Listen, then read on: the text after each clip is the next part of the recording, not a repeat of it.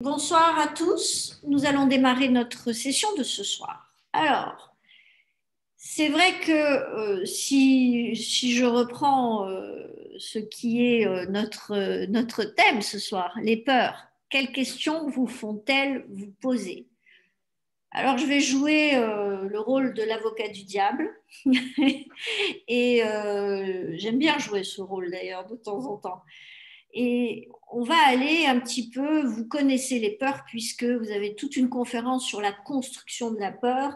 Et pour ceux qui ne l'auraient pas entendu ou écouté, je repose le contexte, votre mental, votre ego, celui qui construit le futur sous forme de prévision, euh, se met à envisager que vous pourriez être inexistant, ne plus exister ou ne pas exister, ou tout simplement être en situation de faiblesse, voire projeter que vous pourriez disparaître.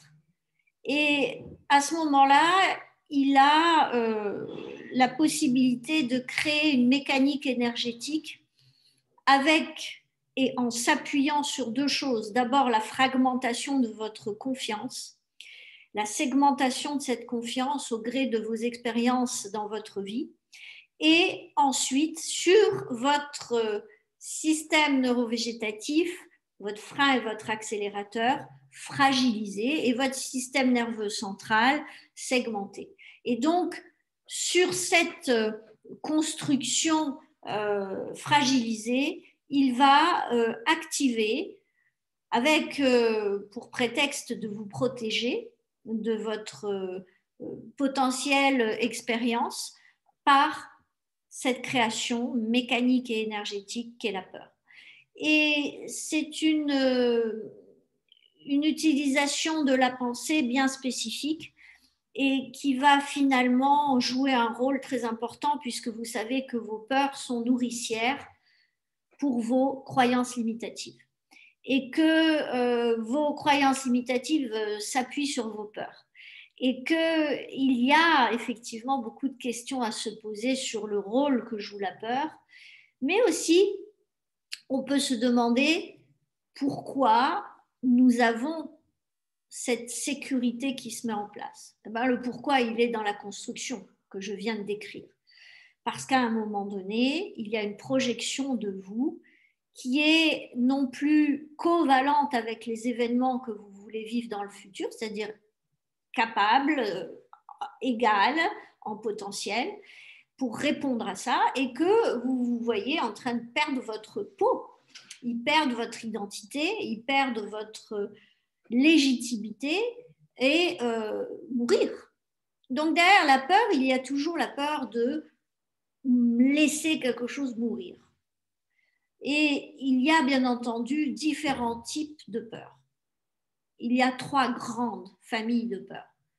Il y a cette peur que nous avons tous connue à un moment de notre vie, la peur d'être rejeté, la peur d'être abandonné, la peur de ne pas être accueilli et donc sorti de la communauté.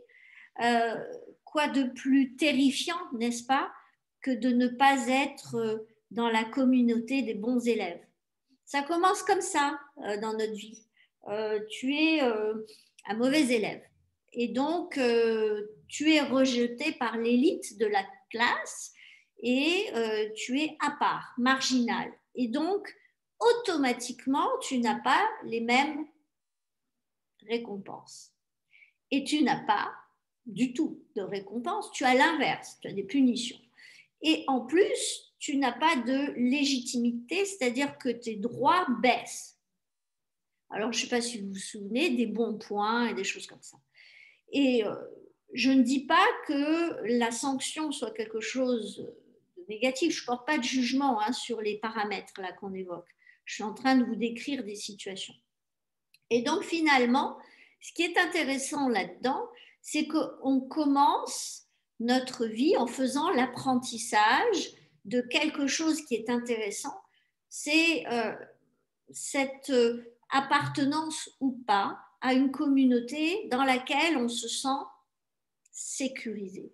Et la sécurité que nous apporte cette communauté fait que nous avons le désir de lui appartenir, désir d'être conforme au modèle de cette communauté et donc de se conformer à la communauté pour y être partie prenante ou l'intégrer, et ça peut être de façon passive ou active, mais d'être finalement dans cette communauté. On sait que l'humain a pour besoin de se loger, de se nourrir, se reproduire, mais aussi de vivre en communauté, de créer sa communauté. Et la première communauté qu'il va créer, c'est bien entendu, dès qu'il en aura les moyens et bien entendu le désir et l'opportunité, c'est de créer sa famille. Alors, cette première peur d'être rejeté, d'être dénominé comme étant inadéquate, ne correspondant pas aux normes de cette communauté, ce peut être la communauté qu'ont formée nos parents, ne pas répondre à des attentes et donc être inadéquat va faire que nous allons vivre du rejet. Mais nous allons vivre aussi, au travers de ce rejet, la distanciation d'avec cette autorité qu'est en fait le père ou la mère, ou autorité qu'est le créateur de la communauté, que ce soit des mentors, que ce soit des dirigeants, que ce soit des États, que ce soit des administrations. Et nous allons donc entrer dans une sensation sur la base de ce rejet, de distanciation, d'éloignement, d'isolement et donc d'abandon. Et cet abandon va avoir finalement un effet très important sur nous, c'est la perte de potentiel. Je suis moi divisé par le nombre de personnes qui viennent de me rejeter. Et à partir de ce moment-là, je suis qu'une part de moi. Et tout le drame de l'humain passe par des séquences d'expérience de la peur d'être abandonné. On a tous vécu ça. Pour ma part, et vous savez que régulièrement je parle de ma propre expérience, ça a été la clé de voûte de ma vie. Pourquoi ? Bien parce qu'à l'âge de 7 ans, j'ai eu peur d'être abandonnée. En réalité, ça a commencé un peu avant.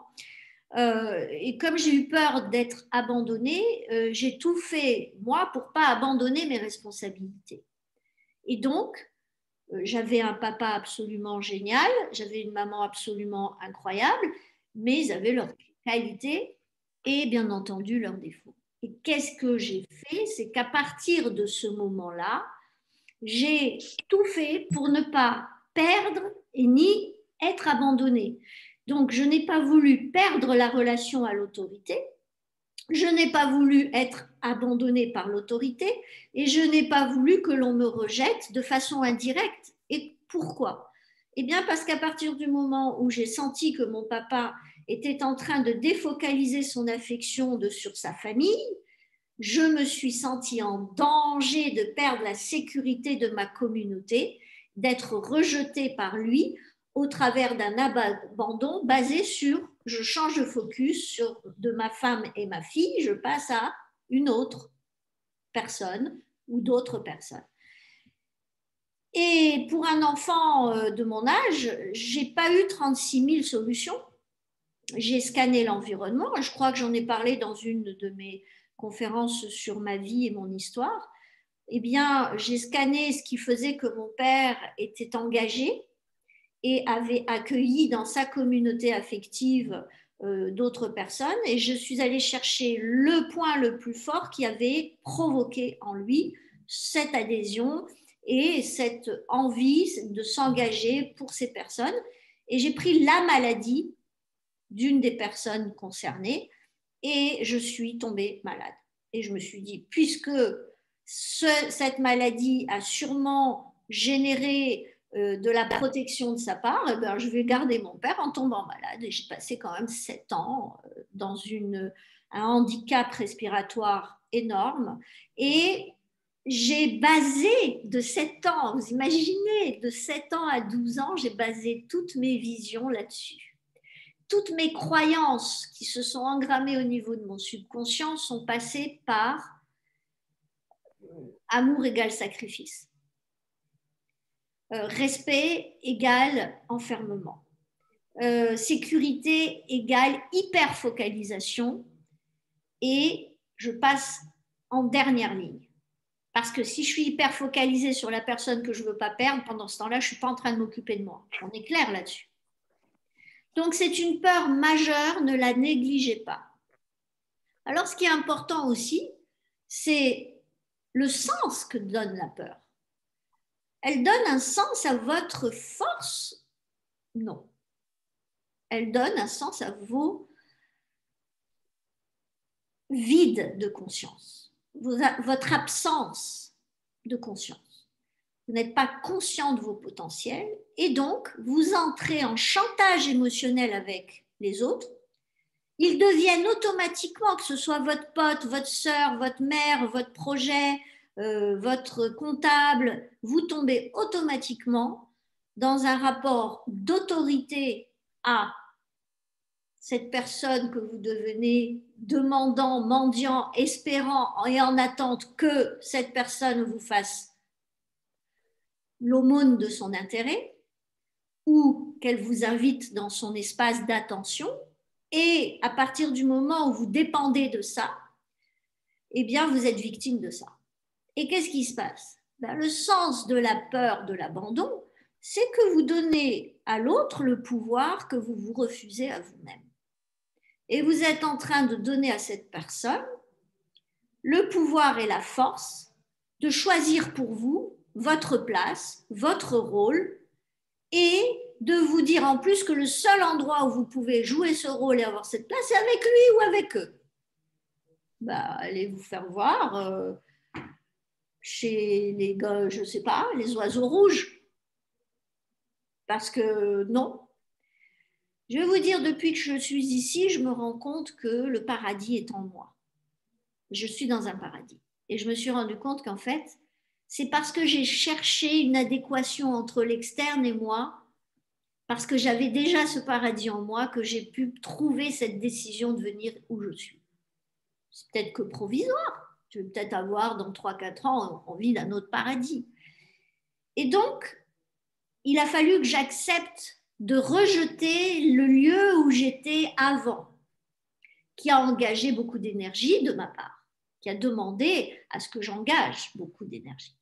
Et il a fallu que j'accepte d'abandonner cet engagement pour en relancer un nouveau. C'est la même chose. Que ce soit matériel ou immatériel, vivant ou matériel, vous avez une relation de bivalence négative, c'est-à-dire au lieu d'être complémentaire avec la ville, vous devenez autorité et soumission. D'accord? Et vous, vous êtes celui qui se soumet à l'autorité. Ben non, je ne peux pas partir, j'ai trop donné. Mais non, je ne peux pas, j'aurai jamais autant que ce qu'elle me donne. Mais non, je ne peux pas parce que je risque de perdre. Et là, vous êtes tout d'un coup en train de faire de vous une victime et du lieu où vous êtes et que vous n'osez pas quitter, et que ce soit le couple, que ce soit votre maison, que ce soit votre femme et vos enfants, votre mari et vos enfants. Vous en faites des bourreaux. Vous imaginez dans quelle perception vous êtes en train de les poser dans votre focus vis-à-vis d'eux, au lieu de les considérer comme responsables et capables de se reconstruire. Et en plus, la très haute estime que vous avez de vous, en vous imaginant que vous risquez d'abandonner et donc de mettre à mort la vie de personnes, alors qu'en réalité, le problème se pose de façon inverse. Est-ce que vous vous sentez capable de vous redonner vie? Pas mal, non? Est-ce que vous vous sentez capable de laisser les autres vivre sans vous, sans avoir la sensation que vous êtes la seule et unique personne à pouvoir leur faire vivre un idéal et un équilibre et que sans vous, ils ne sont plus rien? Ou est-ce que finalement, c'est vous qui vous considérez utile que dans cet environnement-là et que vous ne vous voyez pas devenir utile à un niveau supérieur, serviable à un niveau supérieur, bienveillant pour vous à un niveau supérieur, hors de ce champ de zone de confort, même si vous morflez avec ça? Parce que vous pouvez morfler et être dans une zone de confort, parce que là, vous savez qui vous êtes. Vous êtes celui qu'on embête ou celle qu'on critique. Et vous êtes finalement dans une habitude de ça qui vous fait décharger comme ça en mode autopilote au niveau de votre système nerveux les émotions dans le corps, comme ça, parce que c'est en mode autopilote. Vous déchargez émotionnellement votre norme d'être dans une zone de confort qui est une zone de souffrance, mais elle est devenue votre autorité. Vous lui avez concédé cette autorité parce que vous ne vous voyez pas capable en vous projetant, et c'est là où votre ego vous voit inexistant hors de cette prison ou de ce paradis, mais qui n'est plus suffisant pour répondre à vos attentes. Et vous avez le droit, juste parce que ce paradis, il ne répond plus assez à ça. Et à partir de ce moment-là, vous vous retrouvez dans une situation de distorsion. C'est ce qu'on appelle un conflit interne. Vous voulez aimer, mais ça vous fait souffrir. Et en définitive, vous acceptez de ne plus être aimé par vous et de ne plus vous sentir capable de sentir l'amour dans les autres. Et vous rentrez dans un état où finalement, par peur du rejet et de l'abandon et peur des critiques, parce qu'à ce moment-là, vous n'êtes plus du tout votre propre autorité. Vous donnez votre passeport à tous les autres. Et donc, vous trouvez normal qu'on vienne vous ponctionner votre énergie, votre priorité, ça n'est pas le sujet. Et tout ce schéma autour de la peur de l'abandon fait que finalement votre système de valeurs, il est secondaire. Vous allez chercher à répondre à leur système de valeurs. Est-ce que vous allez avoir le courage d'entrer en conciliation avec eux pour négocier sur la base de vos valeurs et des leurs ce qui peut être fait pour qu'on sache quoi faire avec ça et en gardant un niveau de bien-être, désir d'agir pour l'autre, en donnant du temps, de l'énergie, de penser ou de l'argent, et finalement de négocier, d'entrer en conciliation. Là, on peut créer un paradis dans la même bulle à un niveau supérieur, mais ça veut dire que tout le monde va bosser. Ça veut dire qu'il va falloir que vous vous positionnez, il va falloir que vous preniez vos responsabilités, que vous acceptiez d'être critiqué ou aimé, ou les deux, parce que de toute façon, vous serez les deux. Par certains, vous serez aimé, par d'autres, vous serez critiqué. Et donc, cette peur du rejet, elle montre aussi votre illusion de gagner l'amour des autres et votre illusion que si vous sortez de là, vous allez la perdre. Alors, bien sûr, vous pouvez perdre l'amour d'un enfant de 5 ans qui est dans sa crise d'identification à sa famille et qui perd ses repères et qui va vous critiquer et qui va être fâché avec vous, mais qui va continuer à vous aimer sous un autre format. C'est clair. Mais vous pouvez aussi vous retrouver dans une situation où finalement, vous allez libérer de l'espace pour que certains dons ou talents ou potentiels de certains membres de votre famille ou communauté vont commencer à s'exprimer. On n'est absolument pas indispensable pour qui que ce soit. C'est une illusion égoïque et un chantage émotionnel vis-à-vis de toute autorité pour pouvoir survivre. Et en réalité, c'est juste parce qu'à ce moment-là, la première peur, c'est de se planter.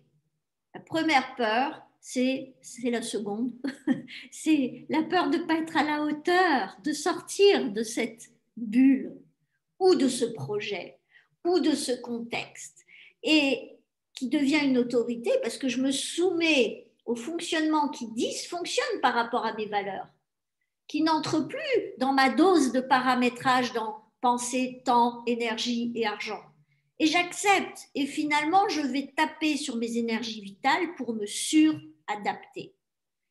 Et en fait, derrière tout ça, il y a la peur de ne pas être capable, pas être à la hauteur, pas mériter.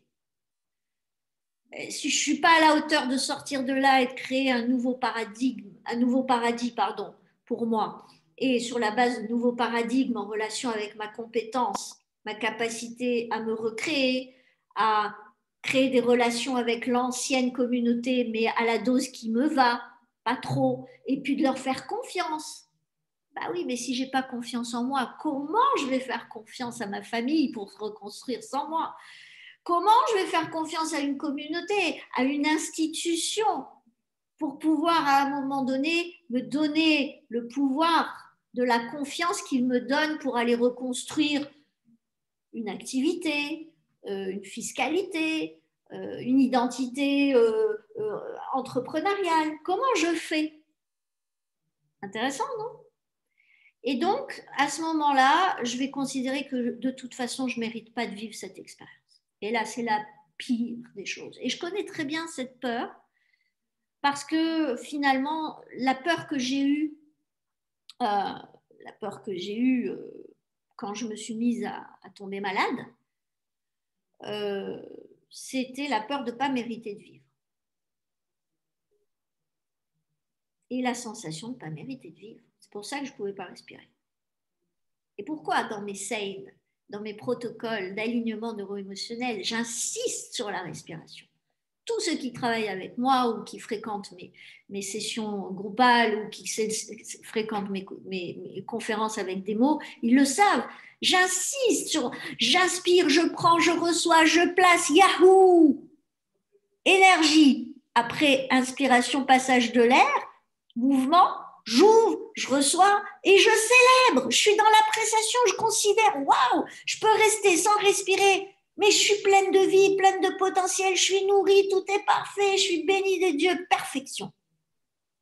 Et pour moi, abondance. Et pour moi, paradis. Et après, ah ouais, mais Brigitte, attends, je vais crever, je vais lâcher mon air. Eh bien, expiration, je donne, je lâche prise, je fais confiance, je désire me libérer de cet air, je désire me libérer de ce passé, la seconde précédente, je désire m'en libérer et renaître sous une autre forme et je dois mourir pour ça. Je dois faire face au vide, je dois faire face à cette sensation quand je suis en bas de la cuve respiratoire. Même à moitié mort, je vis. Je suis encore vivante et je peux encore faire confiance à cette demande innée de vie. Je veux vivre, je veux inspirer, je veux recevoir de nouveau. Et bien entendu que quand je reprends de l'air et que je reçois et que je suis dans cette énergie de plénitude, j'apprécie de pouvoir m'en libérer et de passer à autre chose, à une autre responsabilité, celle de donner, de rendre, de nettoyer. Et en bas, la peur de mourir. Je fais confiance parce que j'ai le désir, le besoin de vivre. Et à ce moment-là, l'énergie en bas de calme, de vide, de néant, attend et demande, reçoit la vie, la vitalité, l'énergie et la dynamique de l'énergie vitale. Et donc, on vit cela tous les jours dans notre vie et c'est en conscience corporelle et psychocorporelle, d'où les phrases qui accompagnent ces séquences, font que finalement la peur de mourir, elle va dépendre de votre désir de vivre et de votre confiance en vous pour pouvoir trouver n'importe quel moyen pour vivre. On est d'accord ou pas?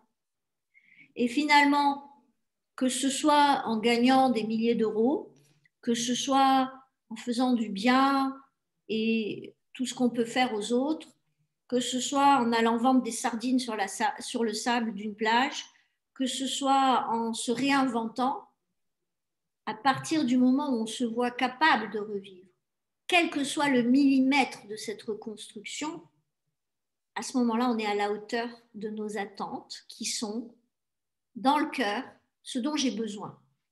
J'ai besoin d'être quelque part et de me sentir là où je dois être et capable de prendre la place que j'occupe et d'être capable d'entrer en connexion avec d'autres et qu'à ce moment-là, cette relation soit qualitative et qu'à partir de là, je puisse échanger et me sentir covalent ou bivalent en complémentarité avec l'autre. À partir de ce moment-là, je suis capable. Je mérite.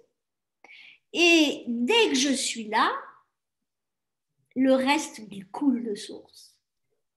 Mais la troisième peur est intéressante. Parce que si, effectivement, je ne me sens pas à la hauteur, de sortir de cet œuf que je vais devoir briser en tapant dessus pour sortir, et c'est une symbolique persane très intéressante, qui est de aller dire, j'ai créé mon œuf, j'ai créé mon idéal, il n'est pas éternel. Arrêtez de rêver. La famille que vous avez créée il y a 10 ans, c'est pas celle que vous avez forcément besoin de manifester sous ce format-là aujourd'hui. Alors arrêtez de vous imaginer que vous êtes permanent.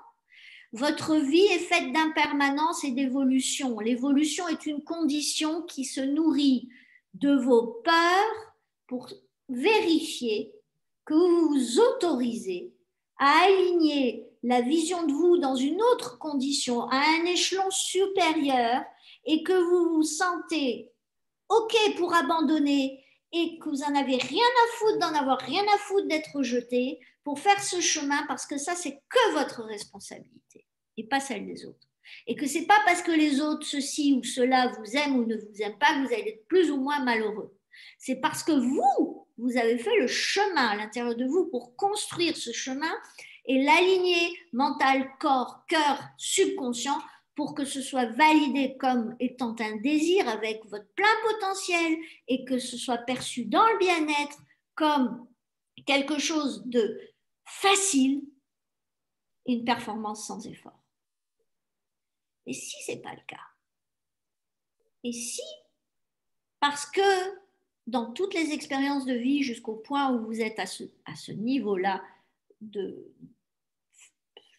projeter, de changer, de vous recréer, de vous balancer dans une nouvelle vie avec quelqu'un d'autre, avec une autre activité, avec un autre pays, avec une autre ville, avec une autre fiscalité, avec une autre administration, avec un autre rythme d'entreprise, avec un autre COMEX d'entreprise. Si il y a en vous la moindre expérience qui a tagué au niveau subconscient, qui a engrammé que ça égale mort, perte d'identité, perte d'énergie, perte d'affection, perte de considération, vous êtes mal barré. Donc vous allez vous sentir pas à la hauteur, pas capable et pas méritant. On est d'accord là-dessus? À partir de ce moment-là, je ne suis pas digne, je ne suis pas légitime, je suis usurpateur, je suis un menteur, je me raconte des histoires, les autres ont raison, il faut qu'eux ils m'aiment pour que moi je m'aime, il faut qu'eux ils me disent oui pour que moi je me dise oui, et vous commencez à scanner l'environnement, à chercher tous les gens qui vont pouvoir vous dire va, go, mais comme vous vous dites pas go, vous allez avoir des gens qui sont écrasés par le poids de leur autorité. Et ils vont jouir à l'idée d'être eux-mêmes une autorité qui fera subir le même chemin à d'autres, par exemple. Ou tout simplement, vous allez vous attirer le champ électromagnétique dans lequel vous baignez, votre potentiel électromagnétique, qui est celui du sacrifice. Et soit vous attirerez des gens qui vont vous demander de vous sacrifier, soit vous allez vous attirer des gens qui se sont sacrifiés, qui sont aigris, qui sont amers et qui vont rentrer avec vous en bivalence, en rapport de force, et surtout qui vont se mettre à envisager que c'est normal pour vous de souffrir. Vous allez faire du business, vous, avec quelqu'un comme ça? Vous allez faire l'amour avec quelqu'un comme ça? Vous allez créer des enfants avec quelqu'un comme ça? Vous allez commencer à dialoguer avec une entité administrative comme ça? Pas la peine, vous allez perdre votre temps, donc il vaut mieux que vous fassiez en vous mettant vous dans l'autorisation, parce qu'à ce moment-là, tout est possible. Parce qu'à ce moment-là, vous allez tomber sur la personne qui est câblée différemment et qui va avoir envie de trouver un mec qui mérite, une nana qui mérite, d'avoir envie de dire ok, je vais donner un coup de pouce parce que ça suffit, ce marasme, j'en ai marre. Vous ne savez pas ce que vous ne savez pas. Pure énergie, pure quantique. Et ça ne marche pas que comme ça. Il y a toute une histoire derrière la loi d'attraction. On le traitera lors d'une conférence. Mais ce qui est important, c'est de se sentir digne ou indigne d'aimer. Parce que automatiquement, si vous êtes rejeté d'une communauté, si vous ne vous sentez pas à la hauteur de ce qu'ils veulent, parce qu'ils ont créé leur système de valeurs, et que le vôtre, il ne matche pas du tout avec ça, ok ? Et que finalement, toutes vos visions, elles sont caduques par rapport à ce qu'eux projettent. vous allez vous sentir complètement indigne d'aller leur dire, vous savez, je vous aime, hein. J'aimerais bien être chez vous. Bah non, vous n'allez pas vous autoriser ça. Et automatiquement, vous allez vous sentir indigne d'être aimé par eux. Quelle est votre valeur, votre considération et votre estime de ce que vous êtes estimable pour eux? Rien, des clous. Puisque vous ne vous donnez pas l'autorisation. Vous comprenez ce que je veux dire? D'exister dans cette communauté. Qu'est-ce que vous croyez que les autres vont vous donner cette place? En vous dévalorisant vous-même. Donc, la peur, c'est une opportunité, comme je l'ai dit dans une avant-dernière conférence, au questionnement. Posez-vous les bonnes questions. Posez-vous, quelle est ma relation à l'autorité, paternelle ou maternelle?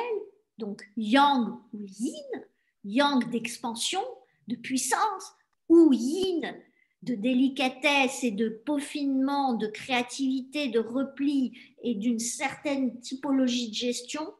Et finalement, de vous dire par rapport à ça, ce qui est dans la macération et ce qui est dans l'expansion, quels sont les paramètres de ma vie auxquels je me soumets par peur de faire péter ça, ou de tourner le dos à ça, ou de regarder ça en face dans les yeux et de dire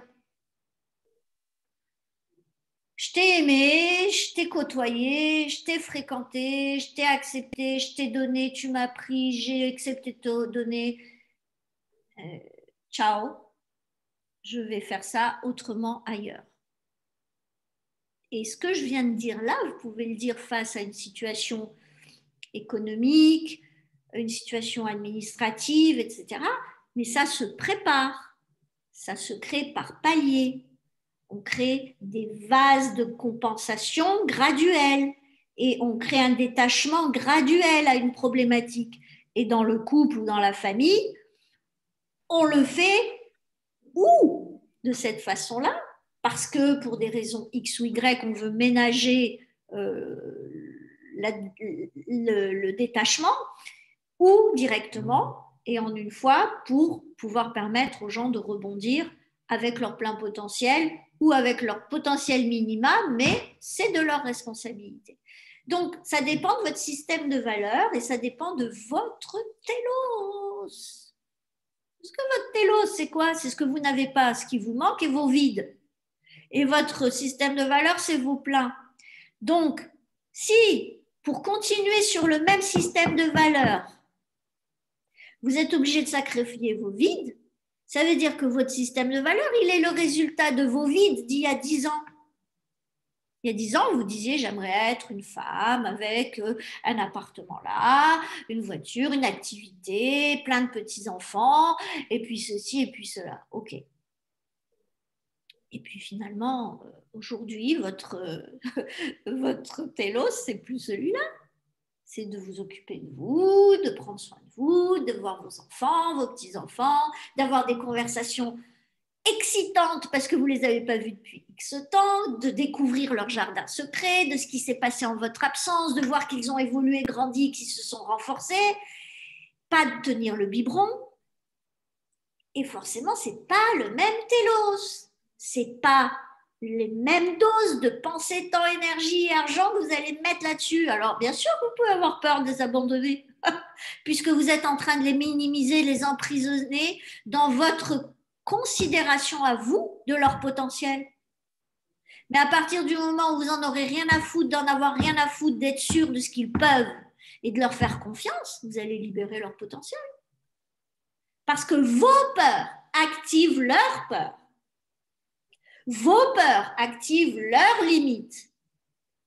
Vos peurs activent leurs émotions négatives de mal-être en relation avec la responsabilité que vous ne prenez pas. Et bien entendu, on arrive à ce qui est très intéressant à savoir, c'est que à chaque fois que vous avez une émotion négative, posez-vous la question, de quoi vous avez peur? Vous vous sentez irrité par quelqu'un dans une salle. Vous êtes arrivé, il y a 20 personnes, vous êtes là, et puis il y a une nana, elle vous énerve. Pourquoi? De quoi vous avez peur? Derrière. Vous serez surpris. Vous serez surpris si vous avez l'honnêteté, au lieu d'être énervé sur elle, de vous poser pourquoi elle vous énerve. De quoi vous avez peur? Qu'elle occupe trop l'espace? Et pourquoi ça vous fait peur qu'elle occupe trop l'espace? Qu'elle ait des mauvaises manières? Et pourquoi ça vous fait peur qu'elle ait de mauvaises manières? Qu'est-ce que ça va vous empêcher de vivre? Quelle autorité féminine ou masculine elle devient? Et en quoi elle va vous entraver que vous ne vous sentez pas capable de dépasser? Je vous assure que c'est magique hein, quand on commence à faire ça. Les peurs deviennent des espèces de Scooby-Doo que l'on a envie d'attacher à chacune de nos oreilles et de faire... Parce que c'est comme une charade. On a l'habitude de voir la peur comme quelque chose qui fait mal parce qu'on est dedans, on n'a même pas vu venir. Moi, je vous demande de commencer à regarder votre vie et de vous poser la question. Pourquoi je suis en colère? De quoi j'ai peur? Ben, j'ai peur d'être encore déçue. J'ai peur de ne pas obtenir ce que je veux. Parce que, en définitive, j'ai peur de ne pas pouvoir apprécier ce que j'ai déjà, par exemple. Parce que j'ai peur de ne pas pouvoir dire non à quelque chose ou dire oui à ce que je désire et de perdre le pouvoir. Et finalement, en étant en colère contre, je suis en train de résister à quelque chose qui est une circonstance extérieure au lieu d'activer en moi sans tenir compte de ce qui se passe, de ce qui est bon pour moi. Et d'arrêter d'avoir peur pour l'autre parce que je lui ai tourné le dos, je suis partie, je voulais arrêter la conversation et puis il m'a parlé et j'ai eu peur qu'il se jette par la fenêtre. Donc je suis restée, j'ai continué la conversation, on a fini à se casser les assiettes sur la tête. Ça, c'est le schéma alors. Parce que, ah non, je peux pas, je vais être responsable. Et c'est là où on se prend pour Zeus ou Hermès. On va donner à l'autre, par notre absence, l'impulse pour qu'il se jette. Oui, peut-être, peut-être pas, vous n'en savez rien. En tout cas, une chose est certaine, c'est qu'en projetant cette image-là, vous la créez. Et vous créez la probabilité que vous nourrissez par votre peur de créer cela.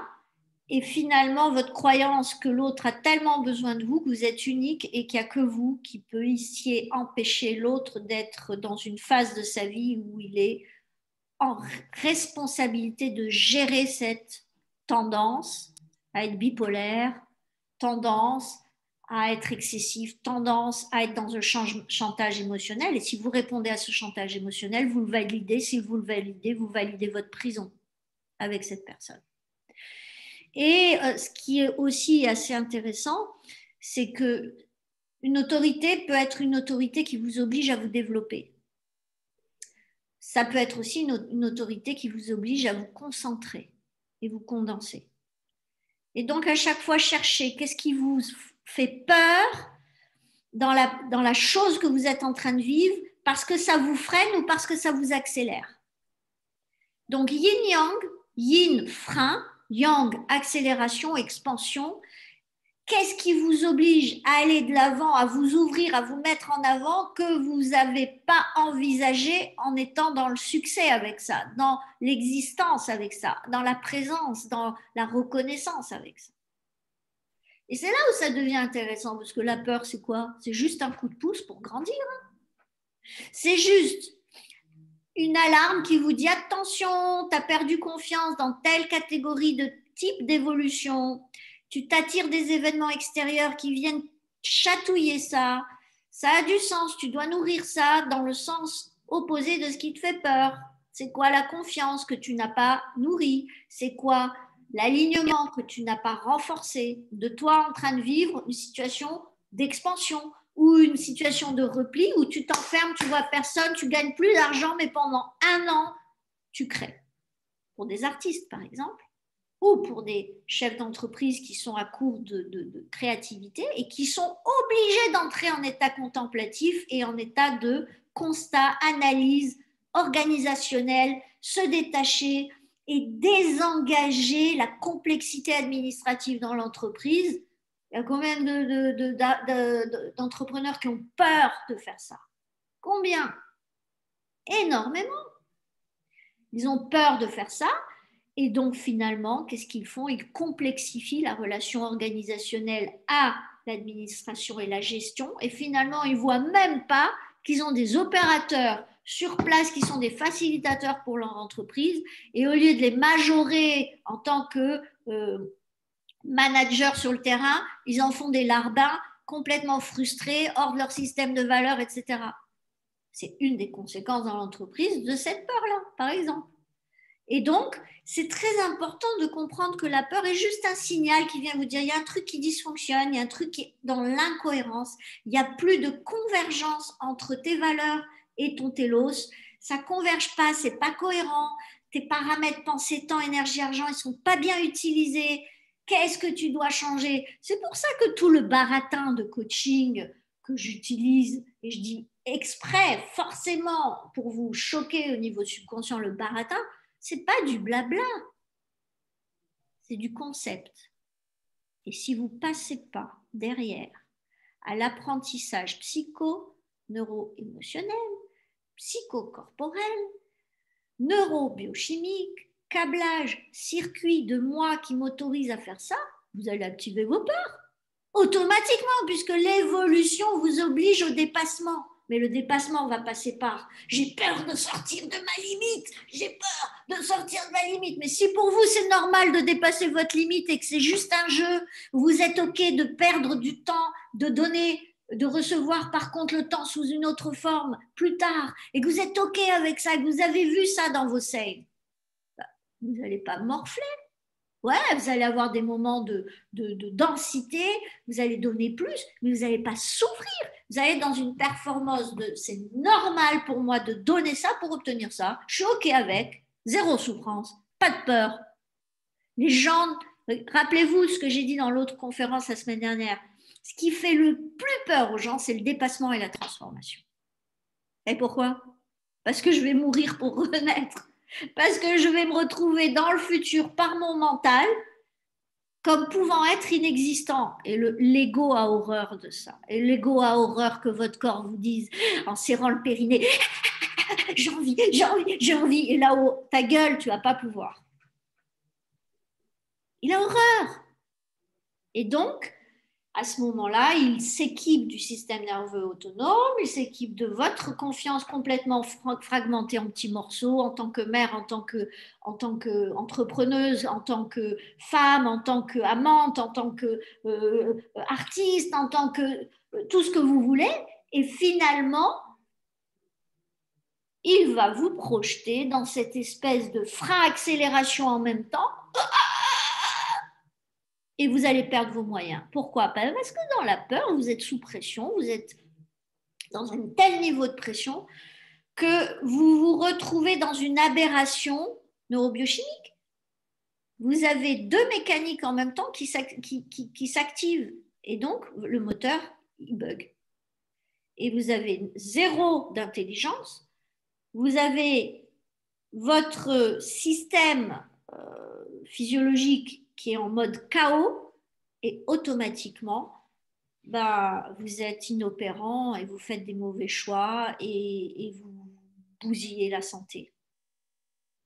Vous n'êtes pas en homéostasie, vous n'êtes pas en équilibre, vous êtes en hyper-focalisation, en bêta supérieur, vous brûlez vos surrénales et vous vous mettez à finalement démutualiser votre potentiel cellulaire et vous entrez en stress oxydatif et vous avez une chimie du corps avec des hormones qui sont complètement chaotiques.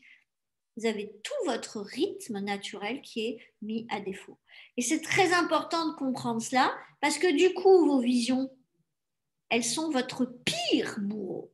Pire bourreau. Parce que vous avez de la haine pour ça qui vous fait souffrir. Parce qu'à chaque fois que vous regardez ça, vous vous détestez, vous donneriez des gifles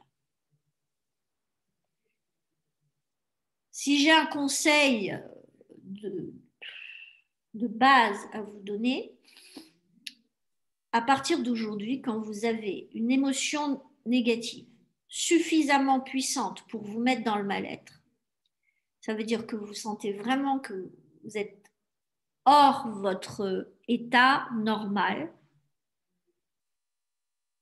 Et pour ceux qui ont un référentiel de bien-être, c'est très important. Dès que vous êtes à 7 sur 10 de bien-être, demandez-vous quelle est la peur qui est en train de vous challenger.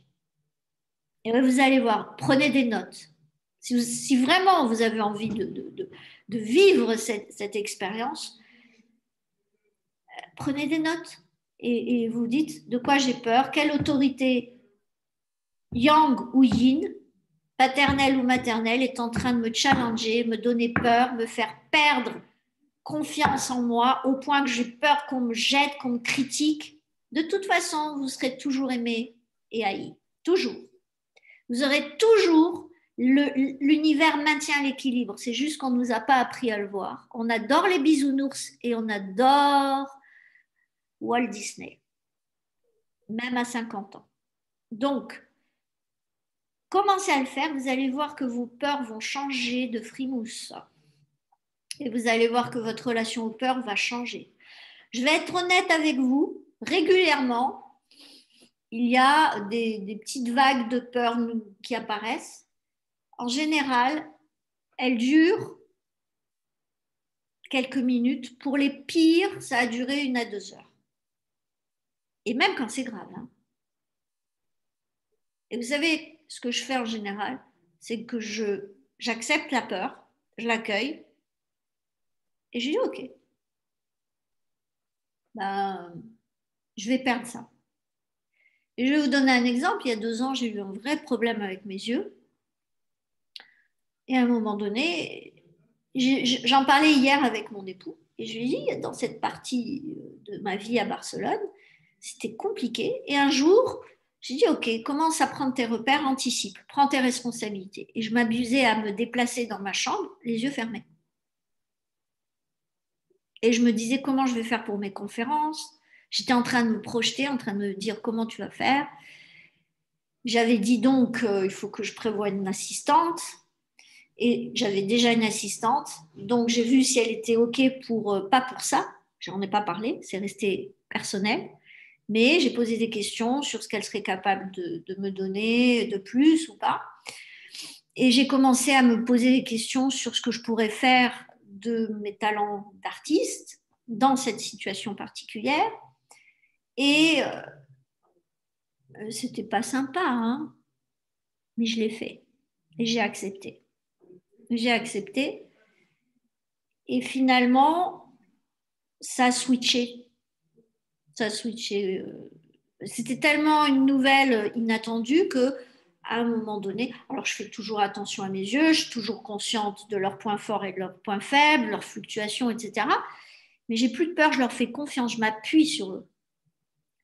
Et je prends mes responsabilités et avec ça, j'avance.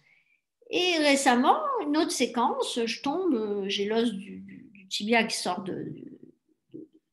enfin, l'os, pardon, je ne sais plus comment s'appelle cet os, sort du genou, je passe 10 jours, 12 jours exactement dans le lit, en pleine activité, et c'était au mois de septembre. Donc tout le mois d'octobre bousillé, je reste dans le lit, et à un moment donné, première heure, gravissimement déçue, triste, etc. 1 heure après, j'étais là, il y a un cadeau derrière. Et finalement, il y a eu des cadeaux énormes derrière. Et finalement, pas de peur. J'ai même pas focalisé sur comment je vais faire derrière, oh là là, nanana. Oui, je suis allée à l'hôpital, on m'a opéré parce qu'il y avait un truc que personne n'avait vu avant, blablabla. Mais voilà, ça y est, bon, on gère. Et toutes les personnes qui sont passées par des séquences physiologiques importantes savent que la peur est un des facteurs d'aggravation très important. Et donc, savoir gérer les peurs et en faire du matériel d'évolution, c'est assez important. Et c'est ce que je tenais à faire ce soir, au-delà de la partie mécanique qui a été très développée dans l'autre conférence. Je voulais quand même poser la peur au milieu de la vie avec le sens que ça peut avoir, mais surtout le questionnement, parce que pourquoi j'ai peur? De quoi j'ai peur? Quand est-ce que j'ai peur? C'est quoi les indices? Ah, bah, des émotions, donc c'est pas la peine que j'hyper focalise sur ce qui dysfonctionne. Dès que je me sens mal, je me pose la question, tiens, c'est quoi la peur qui est en train d'être agissante en moi? Et vous allez voir, notez ça pendant 15 jours, 3 semaines, et puis finalement, vous allez voir que vous avez des peurs récurrentes qui apparaissent. Derrière chaque peur, il y a des croyances. Et là, déjà, vous avez votre carnet de travail en coaching qui est prêt.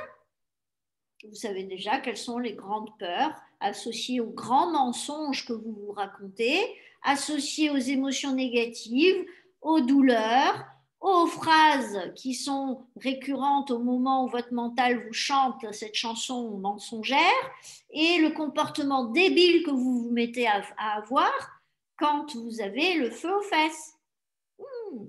Et là, c'est bien parce qu'on a, avec le système d'alignement neuro-émotionnel, on a un protocole pour gérer ça. Et en présentiel, bien entendu que c'est absolument magique puisqu'on a un protocole qui nous permet de collapser les croyances limitatives in situ, en direct et en dialogue direct avec le subconscient via le testing musculaire manuel, mais online, on a un protocole qui est le 9 étapes qui nous permet d'aller donner le coup de grâce à ces mensonges et de poser ensuite les autoroutes positives, donc les croyances positives, et donc d'aller relancer votre potentiel électromagnétique au niveau de votre champ électromagnétique, au niveau de votre subconscient, avec des croyances positives de vous en relation avec cette problématique que vous dépassez et que vous voyez vous rendre plus puissant, confiant, désireux de vivre, inspirant, inspiré, et finalement à la hauteur. Et vous voyez tous les gens qui ont envie de se marier avec vous, vous voyez tous les gens qui ont envie de bosser avec vous, vous voyez tous les gens qui ont envie de refaire leur vie avec vous, vous voyez tous les gens qui ont envie de vous faire confiance, vous voyez tous les gens qui ont envie de vous poser des questions, et non pas focaliser sur l'autorité paternelle ou maternelle qui est en train de vous faire vous enquiquiner. Donc, prenez soin de vous, n'oubliez pas, votre première œuvre, c'est vous. Et votre première entreprise, c'est vous. Donc, commencez à considérer ces deux affirmations. Commencez à poser votre observation-analyse de ce que sont vos émotions négatives, avec quoi et quelle peur elles cachent derrière. Et donc, quelles seraient les croyances associées à ça qui font que finalement, régulièrement, vous avez les mêmes peurs qui reviennent. Et puis finalement, vous verrez qu'après, il suffira de me demander qu'est-ce que je fais avec ça. Et vous aurez fait un grand pas, vous aurez gagné des mois ou des années. C'est le cas pour plein de personnes. Mais vous avez la responsabilité de ça et ensuite de faire le job. Par contre, ça, je ne peux pas le faire à votre place. Je ne peux pas faire les protocols d'alignement dans le sens des autoroutes positives après avoir collapsé. Vous avez neutralisé une charge, il faut créer la croyance positive derrière. Donc ça, c'est de votre responsabilité. Mais sinon, en définitive, le coaching, c'est facile. À part les dizaines d'années ou les années ou les dizaines de mois ou les dizaines de formations à faire, c'est facile. Il faut être logique, les gens savent ce qu'ils doivent changer dans leur vie, ils sont juste impuissants à le faire. Pourquoi? Parce qu'ils ont peur. Parce qu'ils ont peur de se dépasser, dépasser les limites, de quitter les gens qu'ils aiment, d'être condamnés par ceux qu'ils aiment et qui les aiment, et de finalement se mettre à co-créer dans l'incertitude avec des gens qu'ils ne connaissent pas parce qu'ils ne comprennent pas qu'ils vont s'attirer les gens qu'ils méritent. Et que donc, comme ils se disent qu'ils ne méritent pas, ils savent qu'ils vont s'attirer des gens qui ne méritent pas non plus qu'on leur fasse confiance. Vous voyez un petit peu le chaos que ça crée, ça? Il faut juste mettre de l'ordre là-dedans et finalement, le potentiel est relancé, vous allez, avec des nouveaux câblages, des nouveaux circuits, un alignement qui fait de vous une personne inarrêtable, Et on ne peut pas vous raconter fleurette en vous vendant les valeurs de quelqu'un d'autre et en écrasant les vôtres. Ça ne fonctionne plus. Vous n'êtes plus vulnérable. Vous avez toujours des activations de vulnérabilité, mais vous avez tellement entraîné votre système à être dans le respect de ce qui est pour vous juste et aimant et bienveillant, que tout de suite, vous allez avoir le système d'alerte qui va se mettre en place et vous allez satelliser, regarder quoi je gagne, quoi je perds, ce que je perds, c'est quoi le bénéfice, et ce que je gagne, c'est quoi le prix à payer. OK, à combien je suis de désir, à combien je suis de bien-être, à combien je suis de certitude que c'est bon pour moi d'y aller quand même. Ouais, j'y vais. Sinon, j'y vais pas. Je prends mes responsabilités, j'attends la bonne saison, le mois suivant, parce que je sais que ça va se faire. Je le sais. Et donc, désir, confiance égale votre potentiel électromagnétique d'attraction. Et à ce moment-là, vous attirez les gens que vous méritez, situations, circonstances pour faire ce que vous avez à faire. Nous avons fini cette entrevue. Je vous remercie de votre présence, bien sûr. Pour ceux qui sont arrivés après le démarrage, je vous conseille de réécouter le début du replay qui sera posté. Il y a un replay qui est déjà en attente, celui-ci arrivera après. Mais il y a eu des choses importantes de dites, donc merci de considérer le replay comme un moyen de replonger dedans. Et puis, vous avez tous noté que la semaine prochaine, il n'y aura pas d'événement puisque je déménage une autre fois. Donc, avant de finalement, à la fin du mois, retrouver mes abattis, en tout cas, c'est mon désir le plus fort. Et donc, cette séquence-là sautera et on se retrouvera dans le schéma, dans le format de Clubhouse que j'ai posté sur le groupe Libre Parole avec Nathalie Albou pour un échange intéressant. Et je vous remercie bien sûr de votre confiance et je vous souhaite bien entendu une belle soirée et commencez votre enquête dès ce soir, vous allez voir, vous ferez des bons rêves.